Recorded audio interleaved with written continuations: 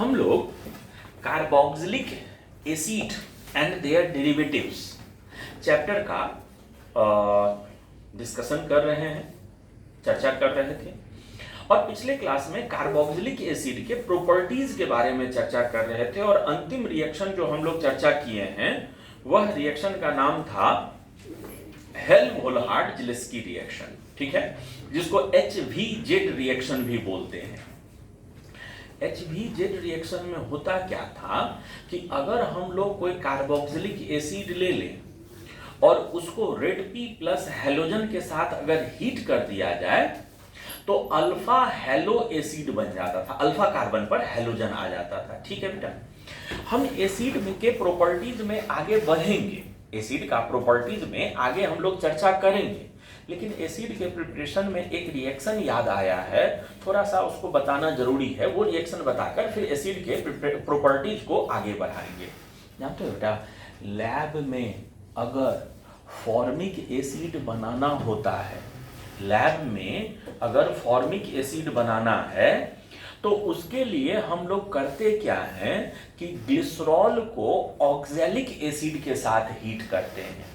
If we have to prepare formic acid from in lab, formic acid in lab, for that glycerol is heated with oxalic acid. Formic acid फॉर्मिका चींटी में होता है, चींटी में जो एसिड होता है वो फॉर्मिक एसिड, चींटी का डंक के कारण थोड़ा सा जो फूल जाता है वो फॉर्मिक एसिड के कारण होता है। और एसिटिक एसिड हम लोग खाने में यूज करते हैं। विनेगर, सिरका जो होता है ना, वो प्योर एसिटिक एसिड है। सिरका जो यूज करते हैं हम लोग विनेगर के रूप में, वो एसिटिक एसिड होता है।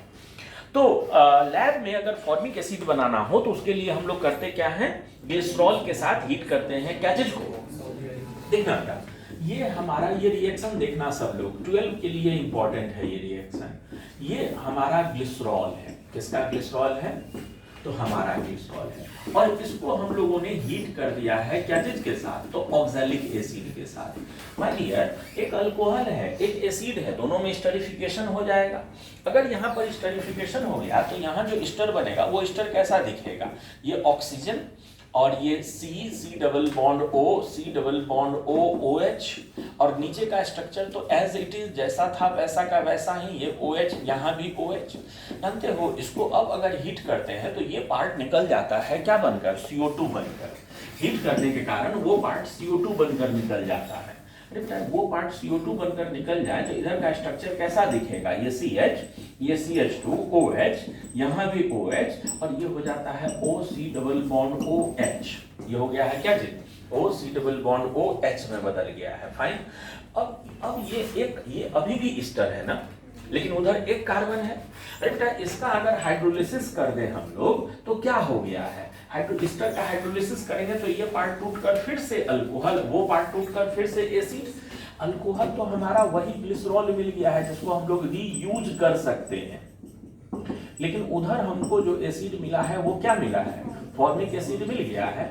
कुल मिलाकर रिएक्शन को देखो तो ये कोई इंडस्ट्रियली बहुत बढ़िया चीज रिएक्शन नहीं है। अरे हम लोग ओवरऑल कर क्या रहे हैं, we are getting formic acid at the cost of oxalic acid. हम लोग ऑक्सैलिक एसिड में एक CO2, एक कार्बन CO2 को रूप में निकाल कर उसको फॉर्मिक एसिड के रूप में बदल रहे हैं। तो लैब में अगर थोड़ा बहुत बनाना हो तो हम लोग इस तरीके से बना लेते हैं, ये कोई इंडस्ट्रियल प्रिपरेशन नहीं होता है। बात समझ में आ गया। तो ये भी फॉर्मिक एसिड को बनाने का एक लैब मेथड हुआ करता है, लेबोरेटरी में इस तरह से हम लोग बना लेते हैं। चलते हैं हम वापस अपने कार्बोक्सिलिक एसिड के रिएक्शंस पर हम लोग चर्चा करने के लिए चलते हैं। अरे बेटा, कार्बोक्सिलिक एसिड के रिएक्शंस के बारे में अगर चर्चा करने के लिए चले हम लोग तो देखते चला हमको आज क्या क्या रिएक्शन चर्चा करना है। सबसे पहला रिएक्शन जो चर्चा करना है वो होगा रिएक्शन विद अल्काइल लिथियम या रिएक्शन विद ऑर्गेनोमेटेलिक कंपाउंड्स।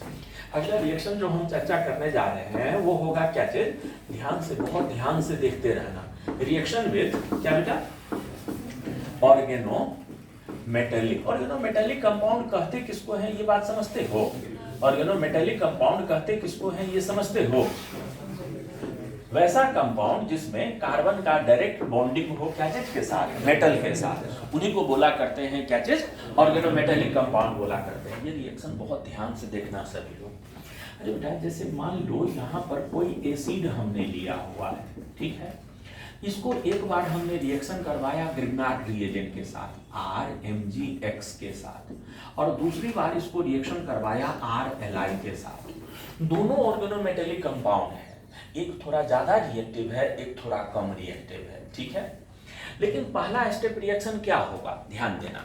अरे बेटा पहला स्टेप रिएक्शन होगा, यह भी R माइनस आयन माने बहुत मजबूत बेस, और ये भी बहुत मजबूत बेस देगा। अगर एक बेस है एक एसिड है तो पहला रिएक्शन तो एसिड बेस होगा, वो R माइनस आयन ये हाइड्रोजन लेकर RH एल्केन बन जाएगा, और यहाँ भी R माइनस आयन ये हाइड्रोजन लेकर क्या बन जाएगा, एल्केन बन जाएगा। माने पहला स्टेप रिएक्शन दोनों में सेम होगा, ये H ये R एल्केन Li यहाँ, और यहाँ पर ये R ये H एल्केन MgX यहाँ। माने इस स्टेप का जो ये हो जाएगा RC double bond O minus, और ये Mg प्लस MgX, और उधर भी ये क्या चीज RC double bond O minus, और ये Li प्लस। सुन बेटा ये O माइनस बनने के बाद ये सेंटर की रिएक्टिविटी कम हो गई होगी, O माइनस बनने के बाद ये सेंटर की रिएक्टिविटी क्या हो चुकी होगी, कम, क्योंकि ये बॉन्ड खुला तो वो वहां देने को तैयार है, निगेटिव चार्ज है, रिएक्टिविटी कम हो गई। यहाँ पर अब ग्रिग्नार्ड रिएजेंट इतना ज्यादा रिएक्टिव नहीं है कि इसके आगे रिएक्शन कर पाए। ये कार्बोनाइल सेंटर इतना कम रिएक्टिव हो गया है कि ग्रिग्नार्ड रिएजेंट इसके साथ फर्दर कोई रिएक्शन नहीं करता है। लेकिन अल्काइल लिथियम तो बहुत ज्यादा रिएक्टिव है। अल्काइल लिथियम ने कहा कि सुन, हम इतने ज्यादा रिएक्टिव हैं कि हल्का सा भी वहां चार्ज दिखेगा तो हम रिएक्शन कर जाएंगे। यहाँ पर ये बॉन्ड खुला, प्लस आया, जितना देर में ये अटैक करे उसके पहले ये R माइनस अटैक कर गया।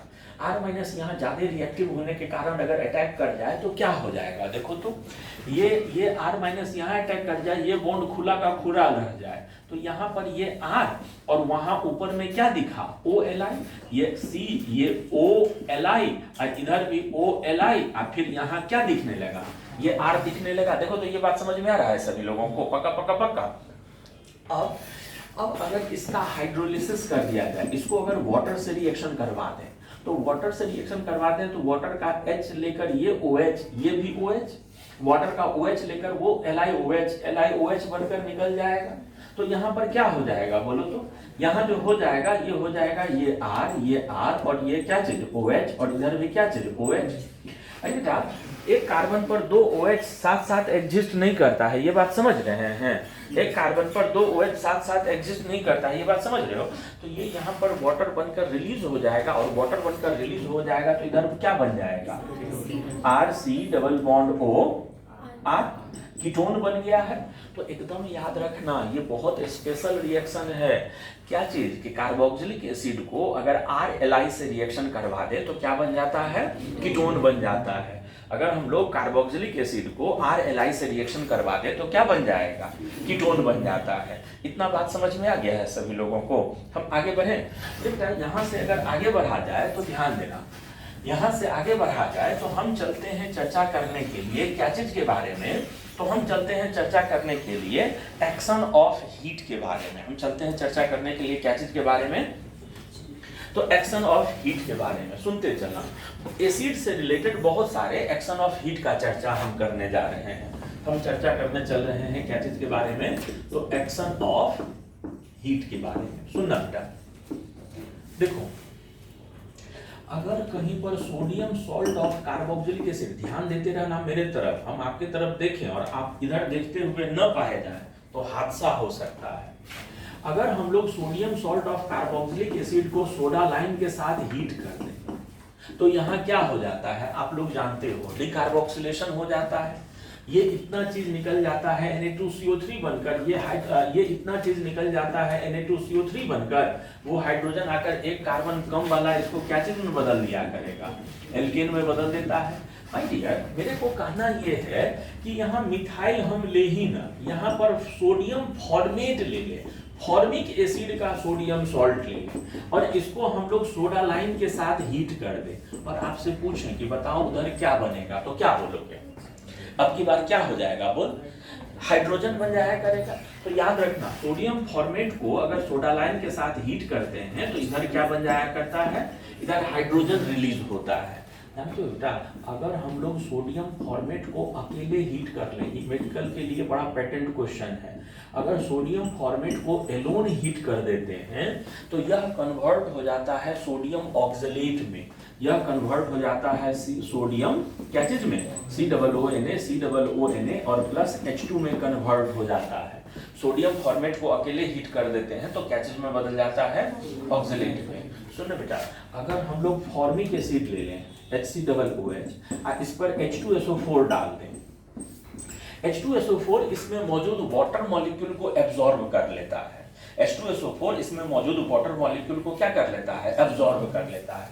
अरे बेटा, इसमें मौजूद वाटर मॉलिक्यूल को अगर एब्जॉर्ब कर ले तो ये क्या चीज के रूप में बचा रहेगा, CO प्लस H2O के रूप में हो जाएगा। अगर हम लोग ऑक्सैलिक एसिड के ऊपर में कंसंट्रेटेड H2SO4 का प्रयोग कर दें तो उधर वो क्या चीज में बदल जाएगा, ये यहाँ का OH, ये H वाटर बनकर निकल गया, ये पार्ट क्या बन जाएगा, CO2, और वो पार्ट क्या बन जाएगा, CO। तो इधर ये CO प्लस CO2 प्लस क्या हो जाएगा, ये H2O में कन्वर्ट हो जाएगा। ये बात समझ में आ रहा है? आगे बढ़े। अरे बेटा, आगे बढ़ते हैं हम लोग। देखो, हम चलते हैं डाई कार्बोक्सिलिक एसिड के एक्शन ऑफ हीट पर चर्चा करने के लिए। अगर कहीं पर कोई डाई कार्बोक्सिलिक एसिड है, उसको अगर हीट करेंगे तो क्या होगा। तो सबसे पहले यहाँ पर मेलोनिक एसिड ले रहे हैं। मेलोनिक एसिड का फॉर्मूला याद है ना आप लोगों को, ये मेलोनिक एसिड, जब मेलोनिक एसिड को हीट कर देते हैं तो क्या होता है, आप लोगों में से अधिकतर लोग जानते हो क्या हो जाएगा, डीकार्बोक्सिलेशन, ये CO2 निकल जाएगा, इधर बदल जाता है क्या चीज में, एसिटिक एसिड। कौन वाला रिएक्शन, एक ही कार्बन पर एक इलेक्ट्रॉन विड्रॉइंग ग्रुप एक COOH हो तो डीकार्बोक्सिलेशन हो जाता है हीट करने पर। सुनो ना, मेलोनिक एसिड के बाद हम लोग अगला ले लेते हैं सक्सिनिक एसिड। बेटा, सक्सिनिक एसिड का फॉर्मूला क्या चीज, ये CH2 C double bond OOH, और यहाँ भी क्या चीज, C डबल बॉन्ड OOH। अगर इसको हम लोग हीट कर देते हैं तो ये अब डिहाइड्रेशन में चला जाता है, एनहाइड्राइड बना लेता है, और एनहाइड्राइड बनाने वाला रिएक्शन में ये OH और ये H वाटर बनकर बाहर, ये ऑक्सीजन बीच में, उसके साथ भी बॉन्डिंग, ध्यान दिए, ये चला जाता है क्या बनाने के लिए, एनहाइड्राइड। उधर जो एनहाइड्राइड बनेगा, सक्सिनिक एनहाइड्राइड जो बनेगा, सक्सिनिक एनहाइड्राइड का फॉर्मूला क्या हो जाएगा, C डबल बॉन्ड O, और ये हो जाएगा, ठीक है, ये चीज में बदल जाएगा। सक्सिनिक एसिड को हीट कर देते हैं तो सक्सिनिक एनहाइड्राइड, माने 4 कार्बन वाले कार्बोक्सिलिक डाई कार्बोक्सिलिक एसिड को हीट कर दिए तो 5 मेंबर वाला साइक्लिक एनहाइड्राइड। अरे बेटा, अगर यहाँ पर ग्लूटारिक एसिड 5 कार्बन, अगर यहाँ पर ग्लूटारिक एसिड 5 कार्बन वाले कार्बोक्सिलिक एसिड को अगर हीट कर दें तो अब उधर जो एनहाइड्राइड बनेगा वो कितने मेंबर वाला, 6 मेंबर वाला, ये CH2, ये CH2, ये CH2, ये C डबल बॉन्ड O, ये C डबल बॉन्ड O, और ये ऑक्सीजन, ऐसा वाला एनहाइड्राइड बन जाएगा। अगर यहाँ पर हम लोग एडिपिक एसिड ले लें, हम लोग कौन सा एसिड ले लें, 6 कार्बन वाला, अगर हम लोग यहाँ पर एडिपिक एसिड ले लें, एडिपिक एसिड कहने का मतलब ये CH2, ये CH2, फिर ये CH2, ये CH2, और फिर ये C double bond O OH, और फिर यहाँ भी C double bond O OH। अरे बेटा, अब की बार एनहाइड्राइड बनाएगा तो कितने मेंबर का रिंग होने लगेगा, 7 मेंबर का रिंग अनस्टेबल तो होता नहीं है। याद रखना, एडिपिक एसिड को जब हम लोग हीट करते हैं तो यह डिहाइड्रेशन में इन्वॉल्व नहीं, एनहाइड्राइड फॉर्मेशन में इन्वॉल्व नहीं होता है, यह डीकार्बोक्सिलेशन में चला जाता है। ये क्या करता है कि ये पूरा पार्ट रिलीज कर देता है CO2 बनाकर, और ये एनायन बनके वहां अटैक, वहां से OH बाहर, तो ये कितने मेंबर वाला कीटोन बना लेगा, एक कार्बन कम, देखो ना कितना कार्बन हो गया, 1 2 3 4 5 कार्बन वाला cyclic ketone. ATP acid 6 carbon वाले डाई कार्बोक्सिलिक एसिड को हीट करते हैं तो वो क्या चीज में बदल जाता है, 5 कार्बन वाले कीटोन में बदल जाता है। इधर बन जाता है क्या चीज, ये 5 कार्बन वाला कीटोन प्लस CO2 और प्लस साथ में क्या चीज, H2O। अगर 7 कार्बन वाले डाई कार्बोक्सिलिक एसिड को हीट कर देंगे तो क्या हो जाएगा, बोल, छह कार्बन वाला कीटोन, साइक्लिक कीटोन बन जाया करेगा। ये खास बात समझ गए थे, ये रिएक्शन याद रहेगा। एडिपिक एसिड को हीट करते हैं तो वो एनहाइड्राइड फॉर्मेशन में नहीं जाता है, बल्कि कीटोन, साइक्लिक कीटोन बना लिया करता है। पक्का पक्का पक्का, ठीक है। हम एक्शन ऑफ हीट में ही रहते हैं, लेकिन अब की बार हीट करेंगे किसको, तो alpha, beta, gamma and delta hydroxy acid को। किसको हीट करने जा रहे हैं?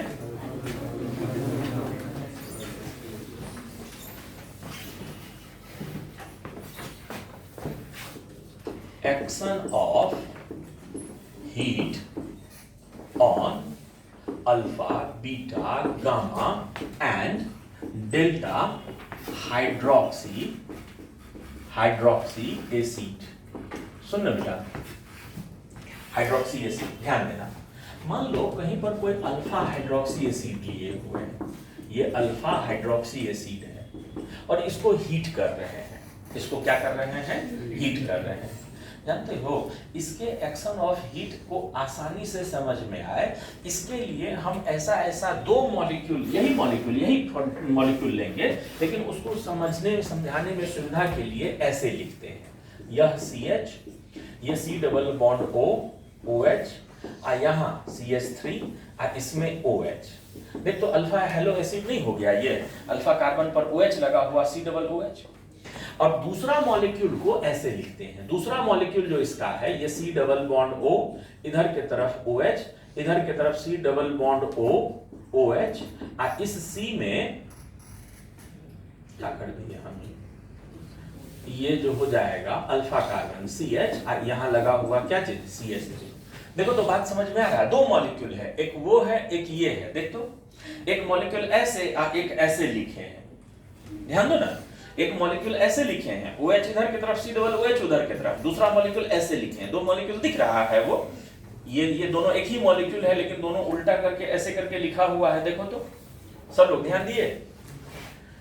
CH3 CH, यहां देखना, CH3 CH OH C double OH, CH3 CH OH C double OH, दोनों एक ही मॉलिक्यूल है।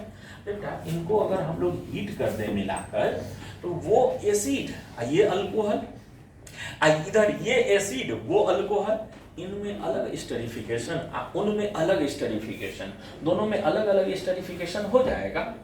दोनों में अलग अलग स्टेरिफिकेशन, एसिड और अल्कोहल रिएक्शन करके एस्टर बनाते हैं ना, तो उन दोनों में स्टेरिफिकेशन हो जाएगा। तो उधर का प्रोडक्ट कैसा दिखेगा?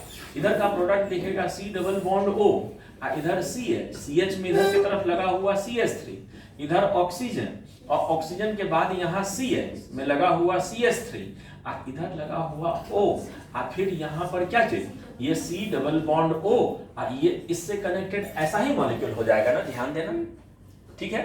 अरे बेटा आपसे अगर हम पूछें कि यह जो मॉलिक्यूल बना है ये ऑप्टिकली एक्टिव होगा कि नहीं, हमने आपसे पूछा कि यह मॉलिक्यूल ऑप्टिकली एक्टिव होगा कि नहीं, तो क्या जवाब दोगे? अरे बेटा जानते हो, इस मॉलिक्यूल का दो फॉर्म होगा। इस मॉलिक्यूल के दो फॉर्म होंगे, एक फॉर्म होगा सिस और एक फॉर्म होगा कौन सा, ट्रांस।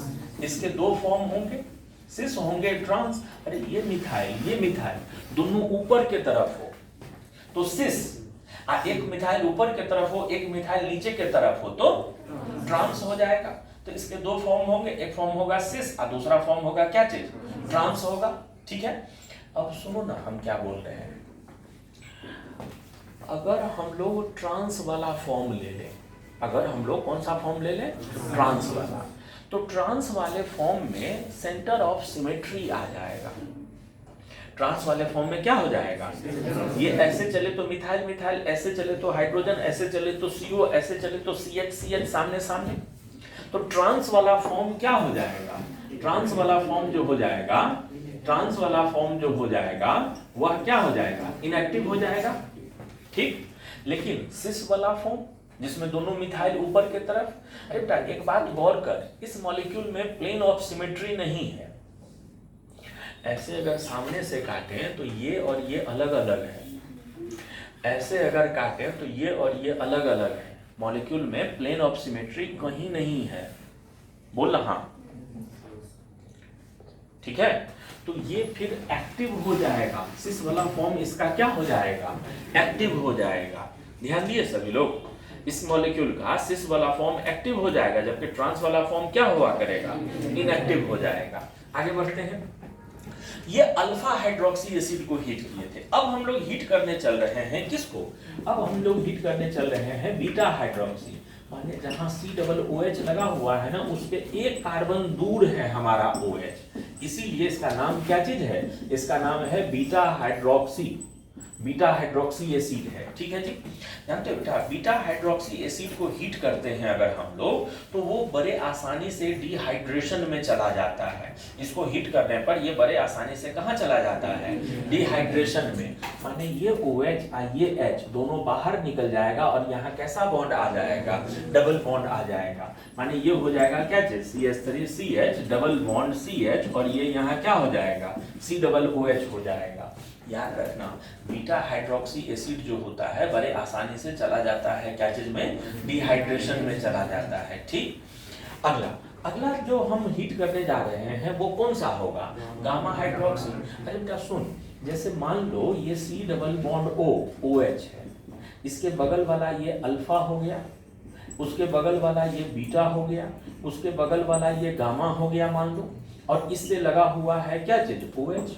सुनो बेटा, हम क्या बोल रहे हैं, फंक्शनल ग्रुप के बगल वाला अल्फा, के बगल वाला बीटा, के बगल वाला गामा, सुनो ना, ये कार्बोनाइल और ये ऑक्सीजन कितने सेंटरों के बीच है, देख लो, 1 2 3 4 5। आपको नहीं लगता है कि ये ऑक्सीजन और ये कार्बोनाइल नजदीक नजदीक हुआ करेगा, पहला पांचवा नजदीक होता है। ये एसिड ये अल्कोहल में अब इंट्रामॉलिक्यूलर स्टेरिफिकेशन हो जाएगा, मॉलिक्यूल के अंदर में ही स्टेरिफिकेशन हो जाएगा। अगर मॉलिक्यूल के अंदर में ही स्टेरिफिकेशन हो गया तो ये क्या चीज में बदल जाएगा, ये ऑक्सीजन यहाँ, OH वहां से बाहर, ये कितने मेंबर का रिंग बन जाएगा, C डबल बॉन्ड O यहाँ O, और ये CH2, एक CH2 यहाँ, एक CH2 यहाँ, यही हो जाएगा ना बेटा।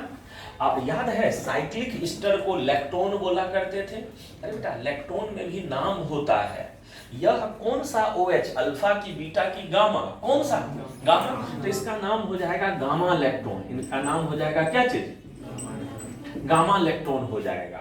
यही अगर मान लेते हैं, अगला रिएक्शन हम लोग यहाँ लेने जा रहे हैं, अब की बार गामा नहीं डेल्टा पर अगर होता, ये मान लो C डबल OH, इसके बगल में ये अल्फा, इसके बगल में ये बीटा, इसके बगल में ये गामा और ये डेल्टा, और यहाँ पर OH लगा हुआ होता, तो फिर से यहाँ इनको हीट करने पर स्टेरिफिकेशन हो जाता, तो अब की बार कितने मेंबर का रिंग बन जाएगा, अब की बार जो रिंग बन जाएगा वो कितने मेंबर का बन जाएगा, इसको क्या नाम से पुकारेंगे, इनको डेल्टा लैक्टोन के नाम से पुकारा करेंगे। तो लैक्टोन में डेल्टा या गामा लैक्टोन क्या होता है और क्यों पुकारा जाता है, ये बात समझ में आ रहा है। आगे बढ़े हम लोग। अरे बेटा अगला रिएक्शन जो हम लोग चर्चा करने चल रहे हैं वो होगा action of alkali over alpha, beta and gamma hello acid. हम लोग क्या पढ़ने जा रहे हैं, एक्शन ऑफ, अगला रिएक्शन जो हम लोग चर्चा करने चल रहे हैं वो कौन सा होगा, एक्शन ऑफ अल्कली ओवर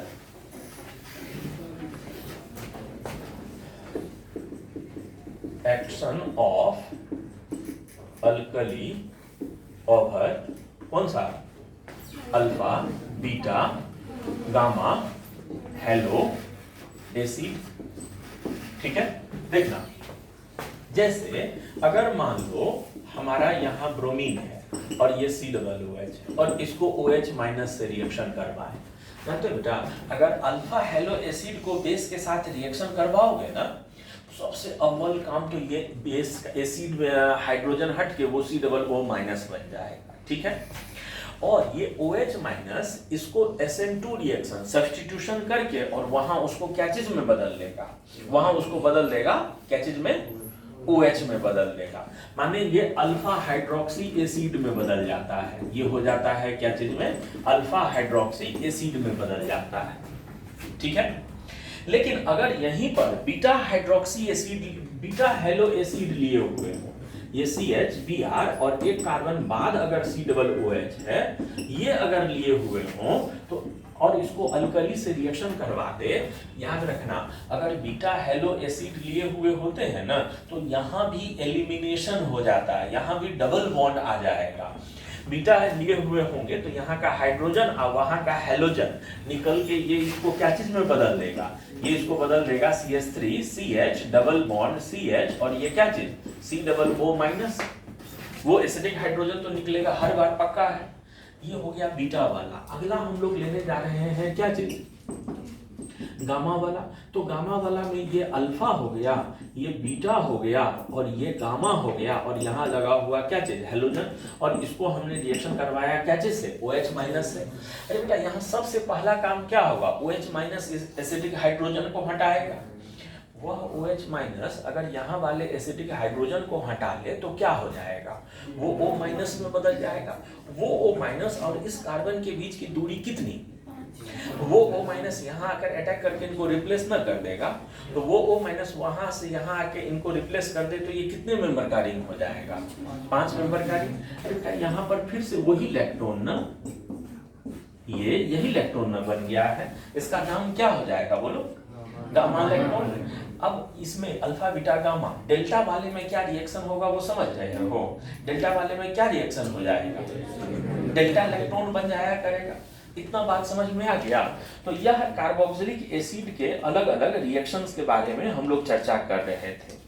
अरे बेटा कार्बोक्सिलिक एसिड से रिलेटेड कुछ एक दो और रिएक्शन के बारे में बात करना है, सुनते चलना। कार्बोक्सिलिक एसिड के एक दो और रिएक्शन के बारे में बात करना है, एक ही दो रिएक्शन है, छोटा छोटा एक दो रिएक्शन और है, उनके बारे में बात कर रहे हैं, ध्यान देना। देखो जैसे मान लो अगर हम लोग कहीं पर कार्बोक्सिलिक एसिड लिए, अरे बेटा कार्बोक्सिलिक एसिड को लिथियम अल्युमिनियम हाइड्राइड से रिड्यूस कर दिए, LiAlH4, क्या हो जाएगा, लिथियम अल्युमिनियम हाइड्राइड से अगर एसिड को रिड्यूस कर देंगे तो क्या चीज में बदल जाएगा,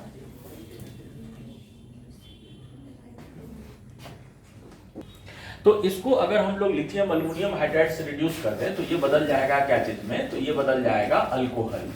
हाँ अगर यहीं पर इसको रिड्यूस कर दें क्या चीज के साथ, रेड प्लस HI के साथ, तो क्या चीज में बदल जाएगा, डायरेक्ट अल्केन में बदल जाएगा।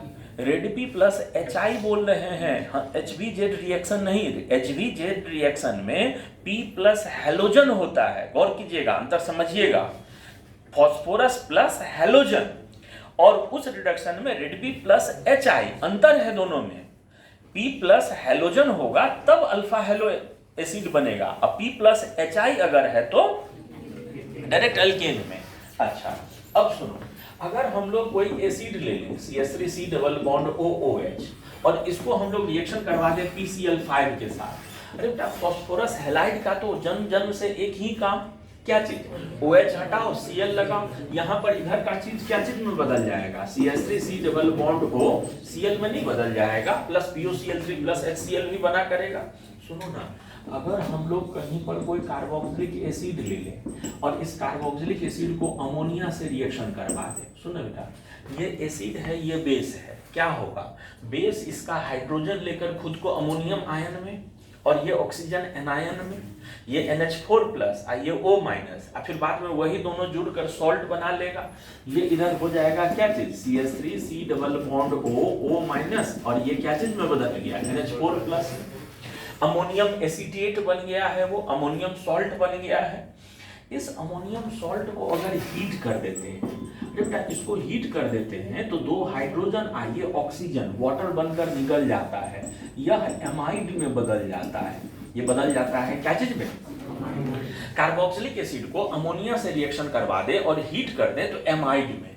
और सुनना, अगर हम लोग एमाइड को P2O5 की मौजूदगी में फिर से हीट कर दें, P2O5 बहुत मजबूत डिहाइड्रेटिंग एजेंट, इसमें और भी पॉसिबल वाटर मॉलिक्यूल होगा तो उसको खींच लेगा, कौन, P2O5। अरे बेटा अब की बार ये दोनों हाइड्रोजन ये ऑक्सीजन वाटर बनकर बाहर, इनके बीच में ट्रिपल बॉन्ड, माने ये बदल जाता है क्या चीज में, ये बदल जाता है साइनाइड में। ये बदल जाता है क्या चीज में, साइनाइड में। सुनना, अगर कन्वर्सन में हम लोगों को, ध्यान दे रहे हो, अगर कन्वर्सन में हम लोगों को एसिड से एमीन बनाने के लिए दे, ठीक है, तो एसिड को अमोनिया से रिएक्शन करवा कर ये आप उसका P2O5 से रिएक्शन करवा कर ये इसका रिडक्शन कर देंगे। अगर हम लोग साइनाइड का रिडक्शन कर देते हैं तो एमीन नहीं बन जाता है, तो एमीन बन जाएगा वो, उसमें ध्यान दिए थे। तो ये एक रिएक्शन है। तो हम लोग यहाँ पर कार्बोक्सिलिक एसिड के अलग अलग रिएक्शंस के बारे में ध्यान देख रहे थे।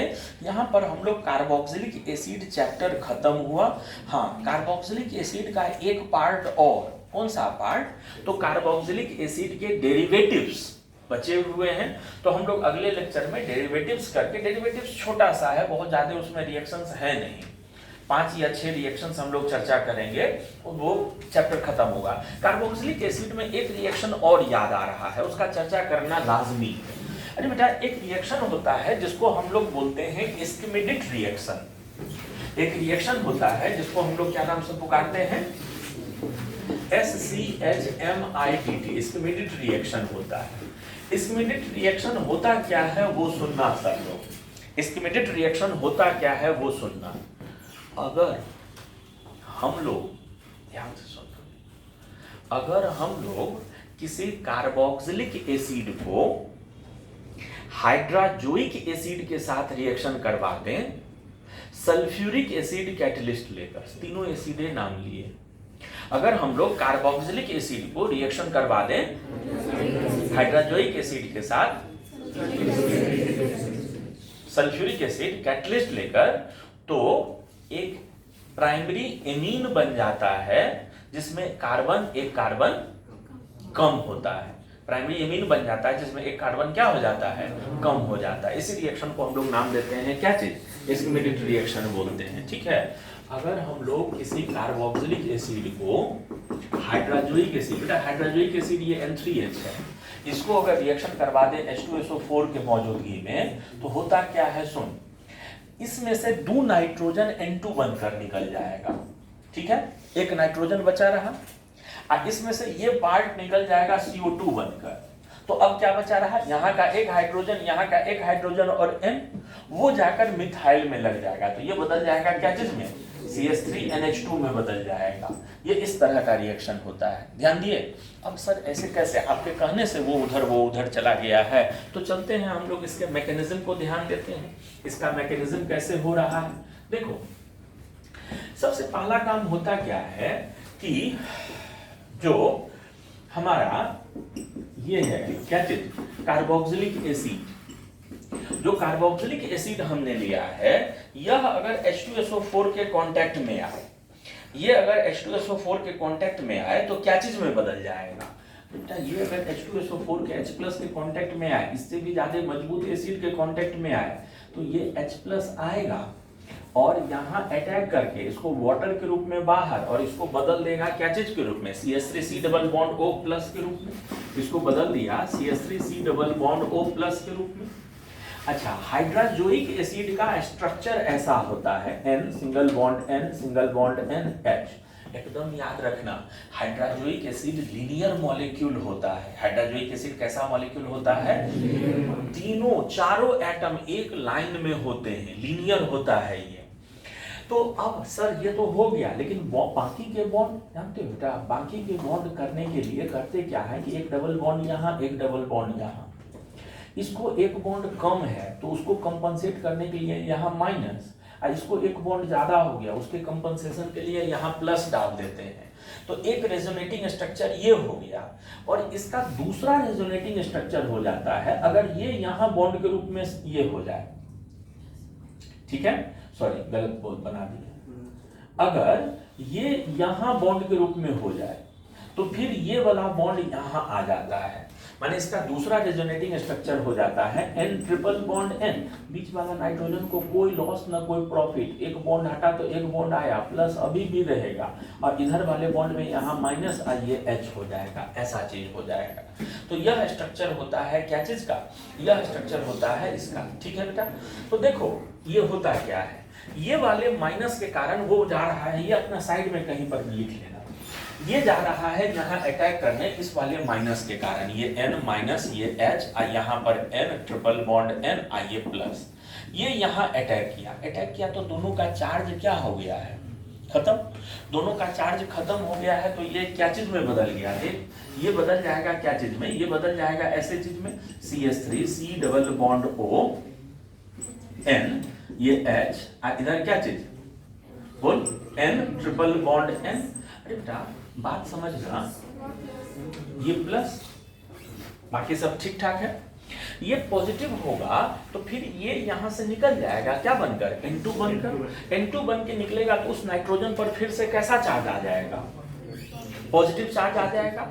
और वो पॉजिटिव को खत्म करने के लिए ध्यान देना, वो पॉजिटिव को खत्म करने के लिए ये कैसा चीज में कन्वर्ट हो गया, ये कन्वर्ट हो गया, उधर ही ले चले, उधर ही ले चलते, इधर तो जगह कम है, इधर ही ले चलते हैं।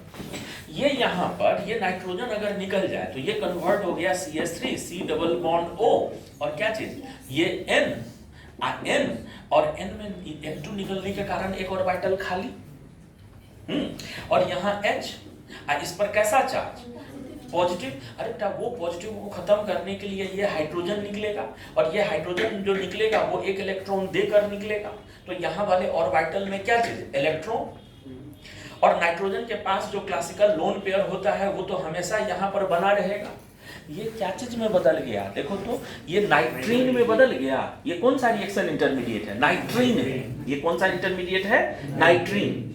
जीओसी को ध्यान से देखना, हम बोले थे अगर कहीं भी असाइल नाइट्रीन बन रहा हो, अगर कहीं भी क्या चीज बन रहा हो, असाइल नाइट्रीन, तो वह इमीडिएटली इन्वॉल्व हो जाता है एक रीअरेंजमेंट में। वो इमीडिएटली इन्वॉल्व हो जाता है क्या चीज में, एक रीअरेंजमेंट में। और ये रीअरेंजमेंट क्या होगा जानते हो, ये मिथाइल इस खाली ऑर्बिटल में, ये लोन पेयर यहाँ, वो lone pair carbon carbon nitrogen के बीच में डबल बॉन्ड, ये मिथाइल यहाँ नाइट्रोजन के पास, तो बेटा ये क्या चीज में बदल गया, ये CH3 N double bond C, double bond क्या चीज O में बदल गया। ये बदल गया आइसोसाइनेट में, ये बदल गया क्या चीज में, आइसोसाइनेट में। देखना जीओसी में लिखवाए हुए हैं ये चीज। असाइल नाइट्रीन कहीं भी बनता है तो रीअरेंज होकर खुद को बदल लेता है क्या चीज में, असाइल नाइट्रीन अगर कहीं भी बना हुआ हो तो रीअरेंज होकर खुद को बदल लेता है क्या चीज में, आइसोसाइनेट में बदल लेता है। ठीक है, और इस आइसोसाइनेट का अगर हाइड्रोलिसिस कर देंगे, इसको अगर वाटर से रिएक्शन करवा देंगे, तो वाटर का ऑक्सीजन लेके ये पार्ट CO2 बनकर, हाइड्रोजन लेके वो पार्ट क्या बनकर, CH3NH2 बनकर, अब वो पार्ट क्या बनकर निकल गया है, CO2 बनकर निकल गया है। ध्यान देना, अगर हम लोगों को कार्बोक्सिलिक एसिड को सेम नंबर ऑफ कार्बन वाले एमीन में बदलना हो तो उसको अमोनिया से रिएक्शन करवाकर एमाइड बनाइए और एमाइड को हीट कर दीजिए क्या चीज के साथ, P2O5 के साथ। लेकिन अगर हम लोगों को कार्बोक्सिलिक एसिड है और कार्बोक्सिलिक एसिड में एक कार्बन कम वाला एमीन बनाना है तो फिर उसको हीट कर दीजिए क्या चीज के साथ, हाइड्रोजनिक एसिड और H2SO4 कैटलिस्ट लेकर। ठीक है, तो इस्कीमेटिक रिएक्शन में इंटरमीडिएट के रूप में असाइल नाइट्रीन बनता है जो रीअरेंज होकर खुद को बदल लेता है आइसोसाइनेट में, और वह आइसोसाइनेट वाटर से रिएक्शन हाइड्रोलिसिस के बाद हम लोगों को प्राइमरी एमीन दे देता है। ठीक है, इस्कीमेटिक रिएक्शन का लैंग्वेज याद हो गया सभी लोगों को, इस्कीमेटिक रिएक्शन का लैंग्वेज याद हो गया, क्या चीज, किसी कार्बोक्सिलिक एसिड को अगर हम लोग हाइड्रोक्सिलिक एसिड के साथ रिएक्शन करवाएं H2SO4 कैटलिस्ट लेकर तो ठीक है, इंटरमीडिएट ग्रुप में असाइल नाइट्रीन जो रीअरेंज होकर आइसोसाइनेट में बदल जाता है। ठीक ठाक, तो इस लेक्चर में यहाँ तक, हम लोग मिलते हैं अगले लेक्चर में इसके आगे के साथ।